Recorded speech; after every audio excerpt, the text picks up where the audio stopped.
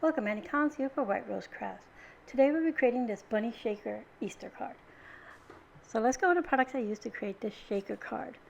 From Creative Embellishments, we're going to use the bunny bottom shaker kit. So let me get these pieces out here for you. I'm going to move this pom-pom out of our way. Now this shaker kit comes with your bunny base, which is this flat piece here. It'll come with 3 of these little round shapes here. 2 of those will be used as instead of your foam, your acetate piece, and then another piece on top. And I brought in, just for a whimsical touch, a pom-pom from Darice.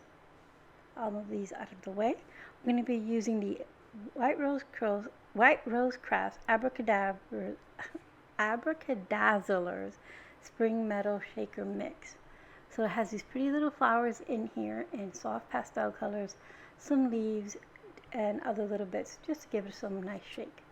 The spring Bustling from Craft O'Clock 6x6 pattern paper. This is double-sided, and you have 18 designs all together. So we're going to use this blue one that has like arrows and water splatter, and this is the back side. And this is nice weight card pattern paper. It's almost on the cardstock side. And then you have this green here with like geometric designs, but I thought that was too subtle. So I'm going to use this side here with all the leaves. And that'll be our grass. We're going to bring in from Stampendous, these are peel off stickers. These are the Easter spring set. We're going to use the Happy Easter down here. And it'll create an embellished sentiment, although we're not doing any embossing. And then we're going to make an A2 card, so I'll have a 110-pound weight card base, and this is a side folding card. We're also going to be bringing in some inks to color our shaker bits. So this is our Hero Arts Pigment ink in Unicorn. And I brought in my Distress Oxide and Hickory Smoke. I don't end up using it, but I thought maybe if you would like to color your edges or make your bunny gray instead of white. Alright, so this is very simple. You can leave it in this natural state, of this brown or craft color. You have a brown bunny, but I want my bunny to be white, so I'm just going to use my Hero Arts pad. I'm just going to swipe it or smush it on here. And I'm not looking to really get even coverage because, I wanted that texture to kind of mimic my fur of my bunny. And I'm just going to do the base and one of these little bunny bottoms areas. The other 2 don't need it because, like I said, these will be our little inside pieces to eliminate the foam. So it would be representing our foam that we've used for our shaker. So now I'm going to heat set this because Hero Arts ink takes a little while to dry, and I don't want my ink smearing all over the place. So you can let it sit and dry on its own, but I just wanted to get it done for, like I said, video purposes. Alright, so here I'm showing you that if you use the gray ink, you can use it all around the edges just to give a little more definition. So let's put our shaker together. This goes pretty quickly. These are our pieces. You have your base, your topper piece, your 2 inner pieces here. Again, these are replacing your foam, and then your acetate piece. You're going to adhere your 2 inner pieces together, just using a little bit of liquid glue. I find it the best. You can use tape runner, but just remember it's going to, get all over the edges, and you'll have to clean that up. Liquid glue does ooze also, and you do have to do a little cleaning. Also depends on how much you use.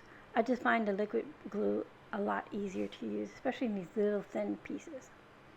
So now we're going to adhere these 2 stacked inner pieces onto our bunny base. Just like you do when you're creating a shaker, you put your foam pieces onto your base. So I'm going to adhere these with liquid glue as well.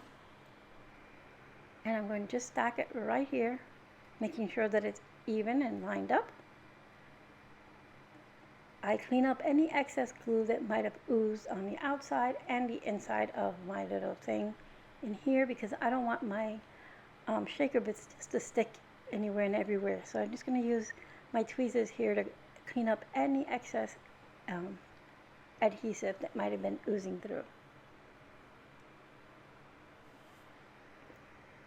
once I have that all done, I'm going to bring in my Abracadazzlers, and I'm going to fill my little bunny bottom here. Now, if you're really worried about static, you can use your anti-static tool on the inside and just, you know, give it a quick dusting. I wasn't worried about that. I just wanted to make sure that my adhesive was clean and cleared out. All right, so now I have enough of these little shaker bits in here, and I'm just going to flatten them out a bit so I don't get any on the edges. And I'm going to place a little more liquid adhesive on the sides, on the edge of that little bunny bottom. And I'm going to place the acetate piece on top, sandwiching in all of my shaker bits. Make sure that it's all lined up. If I have any bits that are sticking out, I can clean them and move them before the adhesive completely sets. So now I'm going to put our topper piece on here the same way, stacking it with a little adhesive. And then I will put 2 acrylic blocks on this just to let it set for a little bit while we continue with the rest of our card. That I just ensure that our shaker part is nice and adhered, and so that none of our pieces come out. Okay, so I'm going to set everything to the side, and we can bring in our cardstock up. Not our cardstock, our pattern paper, so we can go ahead and get that ready for our card base.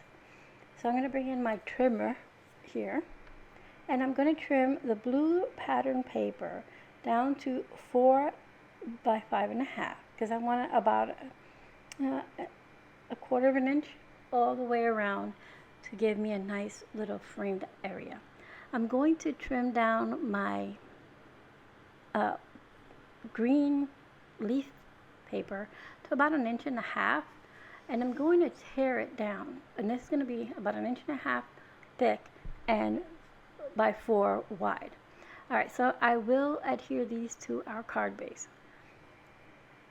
Alright, so I'm going to make sure I have that correct, and this is, I don't want that straight edge, so I'm just going to tear a little bit off, and that'll give me a nice uneven edge to give us more of that grassy feel. Now, mind you, a lot of this doesn't show through because our bunny takes up quite a bit of it, but still it gives it that nice texture, and you can see some, so it gives it a nice texture and, you know, I don't know, an interest. I have a little extra here. I'm going to trim that down, and then I'll just adhere this panel to my card base. I'm just going to go ahead and use my liquid adhesive for this, just to keep moving quickly. Once I have this centered onto my card base, I'm going to make sure it's pressed evenly. Then I can go on and use my sentiment stickers here. I'm just going to bring in my bunny so I can make sure I have enough space for my sentiment, and I do, so I move it off to the side. And these stickers, basically, once you have them all set, it gives you the appearance of an embossed sentiment. Of heat embossed sentiment, I should say. Has the same feel as well. It has nice and raised, and they're nice and clean. And Kay, the owner of White Rose Crafts, has quite a bit of these in a variety of sentiments, you know, Christmas, birthday, etc. So once I have my sentiment about where I want it, just evening it out here, I gently press it just to a kind of a holding spot, and then I can adjust. They peel up pretty easily in the beginning, but once you have them pressed on firmly, they're set. So there's other little swirly things in here. I'm not going to use those in this card, but they're there as an embellishment. So here's our little shaker, and I'm going to go ahead and adhere this to our card base. I'm using again some liquid adhesive, and I'm just going to center this towards the bottom edge here because I want his little bunny feet to be on the grassy area. So you can add more embellishments here if you would like, but I'm going to leave mine as is between the shaker and the gold sentiment. I think that's plenty. But for a whimsical touch, I am going to bring in this little pom-pom and placing it in the center top here of my bunny, just as a fun little detail. So here's our card, all set and lovely. So now we go over the products I used again. I used the Hero Art Unicorn ink, the Creative Embellishments Bunny Bottom Shaker Kit, the Spring Bustling from Crafto Clock Pattern Paper, and the Stampendous peel sticker. So thank you so much for being here.